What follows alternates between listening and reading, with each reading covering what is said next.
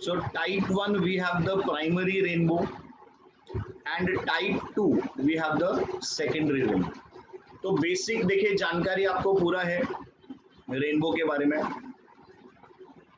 अब ये प्राइमरी और सेकेंडरी में क्या होता है देख लेते हैं, क्योंकि अपने को एज अ आंसर जब इसको लिखना पड़ेगा तो इसके डिस्टिंग्विशिंग पॉइंट्स अगर मालूम होंगे तो बहुत अच्छा होगा। तो we have this primary rainbow.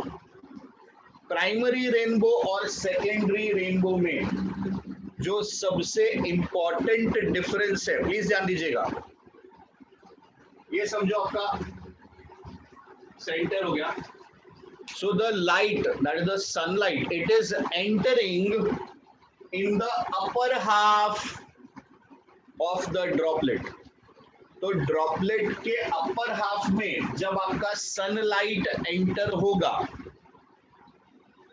so now this is acting as a prism as you said, that's correct. So इस जगह पे रिफ्रैक्शन होगा, तो इधर हो गया आपके पास रिफ्रैक्शन, यहां पर अंदर डिस्पर्जन हो जाएगा। तो अभी फिलहाल मैंने एक ही दिखाया है, बट आप चाहोगे तो यहीं पे दो दिखा सकते हो। तो ये हो गया मेरे पास डिस्पर्जन। इस पॉइंट पे होता है internal reflection. Now please remember this is not total internal reflection, this is just internal reflection. Internal reflection के बाद ये फिर से इधर आया और यहाँ पे मेरे पास होगा again refraction and we will get the 7 constituent colours. और भी एक चीज देखिए, रेड ऊपर है, इसमें क्या ऑब्जर्वेशन है, रेड ऊपर है और वॉयलेट नीचे है। तो यहाँ पर इंटरनल रिफ्लेक्शन कितने हुए, 1। Where is the droplet entering? Droplet is entering the upper half. Internal reflection is 1. जो आपके पास में कलर्स बाहर आ रहे हैं उसमें सीक्वेंस कैसा है, red is on the top and violet is at the bottom. And ये जो एंगल है यानी आपका जो व्यूइंग एंगल है of the primary rainbow, you can say it is from 41 से लेके 43 डिग्री सेंटीग्रेड, 40 डिग्री तक। तो अपना जो व्यूइंग एंगल है 41 से 43 डिग्री के बीच में अपने को दिखाई देगा प्राइमरी रेनबो।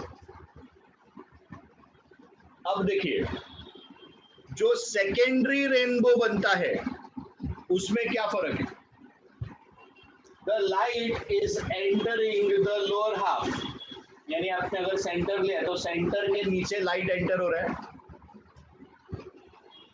इधर एक इंटरनल रिफ्लेक्शन हुआ, फिर से एक इंटरनल रिफ्लेक्शन हुआ।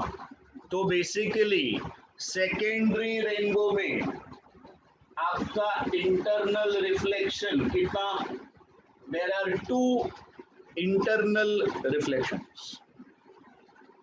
अब क्योंकि 2 बार इंटरनल रिफ्लेक्शन होता है तो आपने इमेज का इमेज देखा, यानी तो इन्वर्ट हो जाता है बेसिकली, और इस वजह से यहां पर आप ऑब्जर्व करोगे कि वॉयलेट कलर ऊपर दिखाई देगा और रेड कलर नीचे दिखाई देगा। तो ये सीक्वेंस का फर्क आ जाता है, प्राइमरी में रेड ऊपर वॉयलेट नीचे, नॉर्मल जैसा हमने प्रिज्म में देखा था। यहाँ पर क्योंकि 2 बार रिफ्लेक्शन हो गया है तो आपका सीक्वेंस जो है वो पलट जाता है, तो इट इज वॉयलेट ऊपर रेड नीचे। एंड इसमें आप बोल सकते हो जो आपका व्यूइंग एंगल है 50 से 52 डिग्रीज के बीच में। तो जब आप रेनबो को डिस्टिंग्विश करेंगे, देखिए रेनबो के आपको कैसे फॉर्म होता है, क्या कंडीशन है, आपको सारा मालूम है, आपने 10th में किया हुआ है। नया क्या सीखा आपने, नया ये सीखा कि there are 2 types of rainbows, diagram बनेंगे। अगर रेनबो का एक्सप्लेनेशन मांगा जाता है तो आपके दोनों डायग्राम बनेंगे, या फिर अगर आपको बोला जाता है distinguish between primary rainbow and secondary rainbow. Generally 11th standard में this is one of the favourite questions, इससे वो दोनों चीज आपके चेक कर लेते हैं कि आपको प्राइमरी सेकेंडरी मालूम है कि नहीं। तो पहला पॉइंट आप डायग्राम बना दो. Second point, there is one internal reflection, there are two internal reflections. Third point, जो आपका कलर सीक्वेंस है, red is at the top, violet is bottom. यहाँ पे उल्टा है, violet is top, red is bottom. And next point is अपना viewing angle. So ये points देकर आप अपने आंसर को एनहांस कर सकते. So this is about the rainbow. Now let us come to something which is again useful to us. This is Rayleigh's law या Rayleigh's law. Actually ये आपका लॉ ऑफ स्कैटरिंग है. यहाँ पर हम क्या पढ़ रहे हैं? यहाँ पर हम स्कैटरिंग पढ़ रहे हैं बेसिकली. तो स्कैटरिंग होता क्या है? हमारे पास लाइट है. ये लाइट जो आपके छोटे छोटे ऑब्जेक्ट्स हैं, आपके गैसेस के पार्टिकल्स है, डस्ट के पार्टिकल्स है, उनके ऊपर ये सनलाइट आता है, टाइनी ऑब्जेक्ट के ऊपर हिट करता है और डिफ्लेक्ट हो जाता है, या इन अदर वर्ड्स स्प्रेड हो जाता है. इस चीज को क्या बोलते हैं? इस चीज को हम बोलते हैं स्कैटरिंग. अब ये स्कैटरिंग का रिलेशन किसके साथ में है? So the intensity of scattering, ये जो रेलेस लॉ है, रेलेस आपने क्या लॉ बनाया कि जो आपका इंटेंसिटी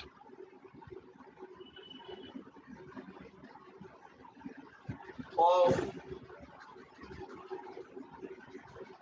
स्कैटरिंग है, it is inversely proportional to the fourth power of the wavelength. तो वो कैसा प्रोपोर्शनल है? It is inversely proportional to the fourth power of the wavelength. क्या लॉ है? Intensity of scattering is inversely proportional to the fourth power of the wavelength. ना अपने पास red light है और अपने पास में ब्लू लाइट है. तो red light, blue light, blue मतलब बेसिकली भी है वॉयलेट. अब वॉयलेट, इंडिगो, ब्लू, ये तीनों का मिक्सचर मान के उसको ब्लू कलर समझ लो. वॉयलेट मतलब जो अपन डेनिम पहनते हैं ना, वॉयलेट एंड इंडिगो, जो अपना जीन्स हम लोग पहनते हैं, वो आपका समझ लो वॉयलेट और इंडिगो के कैटेगरी में जाता है. तो ये जो आपका वॉयलेट, इंडिगो, ब्लू है, इसका एक हम सिंगल कलर ले लेते हैं, blue colour. Now think and tell me, according to the wavelengths, किसका वेवलेंथ ज्यादा है? रेड का वेवलेंथ ज्यादा है कि ब्लू का वेवलेंथ ज्यादा है? या वॉयलेट से कंपेयर कर लो, बताओ जल्दी जल्दी. रेड का. तो जिसका वेवलेंथ ज्यादा, प्लीज ध्यान दीजिए, जिसका वेवलेंथ ज्यादा उसका स्कैटरिंग कम. जिसका वेवलेंथ ज्यादा उसका स्कैटरिंग कम. मतलब रेड कलर जो रहेगा उसका स्कैटरिंग क्या होगा? कम होगा. अब कितना कम होगा? ये एक अप्रोक्सीमेशन अगर हम लें तो इफ वी से रेड का wavelength is almost double of violet का वेवलेंथ. रेड का wavelength is almost double of violet का वेवलेंथ. सो 2⁴ कितना? 2⁴ हो गया 16. यानी कि एक रेड डॉट के कंपैरिजन में आपको 16 ब्लू डॉट्स दिखाई देंगे.